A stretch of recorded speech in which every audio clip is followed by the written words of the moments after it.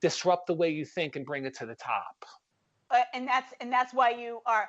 I was gonna say, like, can you talk a little bit about Catalyst? And you kind of alluded a little bit to it, but how did you get to be a catalyst? Yeah, it's really a great question because, when I was, discovering my own word and, through the people I spoke to. And one of the things that's really important is a catalyst is an agent that provokes or speeds significant action or change without itself being affected. So essentially, the catalyst leaves, and then what they basically blew up is different. And that's exactly what I did in my career. I'd bring people together, we would innovate, we would come up with a really good idea, we would disrupt the way that we're doing it today. I would walk away and we'd have this brand new idea. And okay, so one of the most favorite stories that I've heard, listeners that I've heard Rich talk about, is his stories of the Planters peanut. Yeah, story, yeah. How you disrupted that. Well, a $100 million idea was born overnight in my office with a team because we literally took the word nutrition and we put a dot in the middle of the T and the R, and we got nutrition, and we built $100 million business because of that change. And that's the reason why Catalyst is so important to me, because we brought the team together, we blew up, we talked, and all of a sudden we're like, oh my God, look at that. You put a dot there. And so what's important is that's an important piece because, you could say I'm a change agent. You could say all that. But at the end of the day, what people play back to me is that you take a complex idea like personal branding and you simplify it in such an easy way to get me to one word. And that's what a catalyst does. And that's why when I work with people, I'm going to beat you up. We're going to disrupt the way you think, but you're going to walk away knowing who you are and the confidence that you get when you can literally look at somebody and say, at my core, I'm a catalyst because I drive momentum. And let me tell you why. You will change the game in that interview, and that resume will go right to the top. So we're going to have to go on the road together, because between the two of us, we will kill it. We actually did a talk together in the fall. It was amazing. That's right. Stockton. Woo! Okay, woo! Go Stockton. Shout out to Isabella. Yeah, shout out to the Tri-Delts. Tri-Delta. Richard, I want to know, and I think our listeners want to know, how does the process work? Like, how do you work? I know you said you figured it out when you worked with Zach. Yeah. What does it look like today? Like, how can they do this? Everyone's going to want to know, what's my word? What's my word? Yeah. So one of the things at my very first talk 2 years ago, I literally left and told my wife, I told Sharon, I'll probably be home in like an hour and I'll be back to, corporate, and I'll be looking for a job. Because I really had no idea. Remember, it's a kitchen table discussion. I was like, oh my God, this could work. So I went to do my first talk, and people came up to me after and they said, can you help me get to my one word? And I'm like, no, it's in my head. I don't have anything. And so I came home that weekend and I called my team that I was working with, and they literally gave me an 8-week deadline.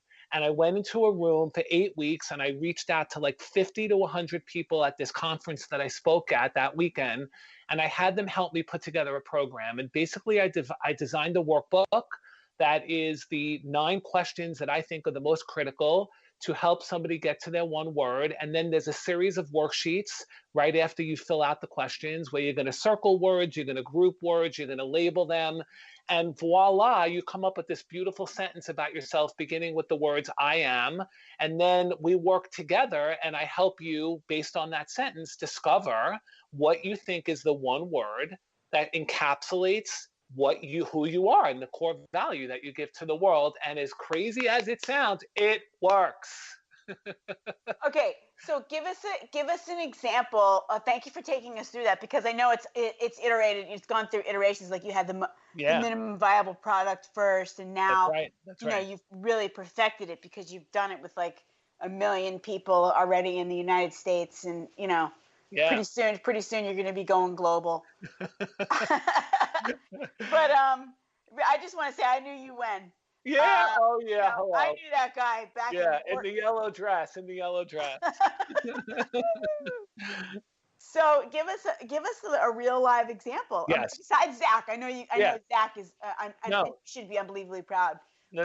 Since you've gotten to these levels now of perfection. Yeah. No. So shout out to a girl named Deb Olatunji. She's a Delaware girl. She was a senior in high school. She reached out to me through a friend, and she said, "I really need you to help me. I want to discover my one word and build my college essay." She sent me her first draft, and so wait, how did she find out about it? Did she hear it through word of mouth? Yeah, somebody that I had worked with said to her that, you should really call this guy. She calls me.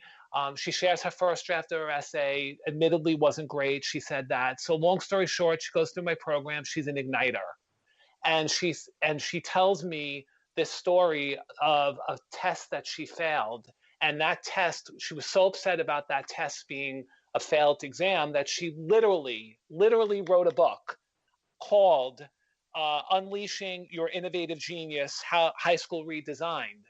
And I said to her, I literally helped her understand that her essay, so basically you ignited this movement in education, and you need to write your essay from failure to fortitude.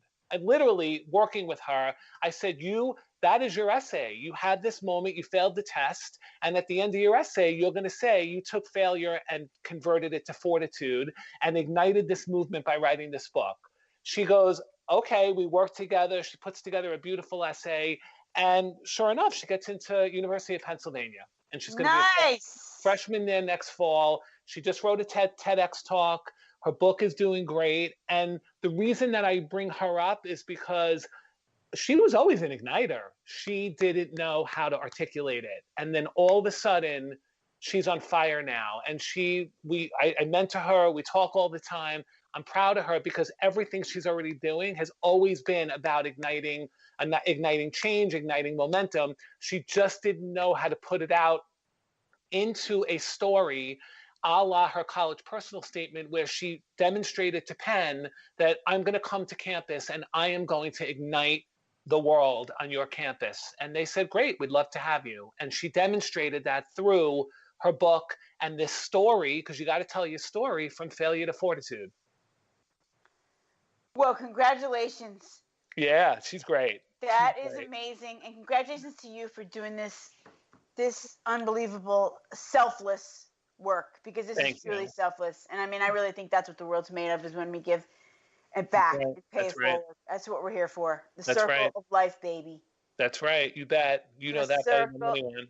Oh, we're trying over here. We're just trying to, we aspire to be you, the catalyst. Yeah, Supergirl's second alpha love. I love it. Okay, we have to wrap up. Okay.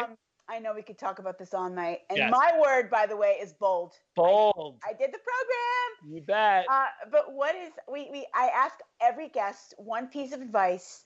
Yep. Maybe it's one word. I don't know. But for all our young women on the rise.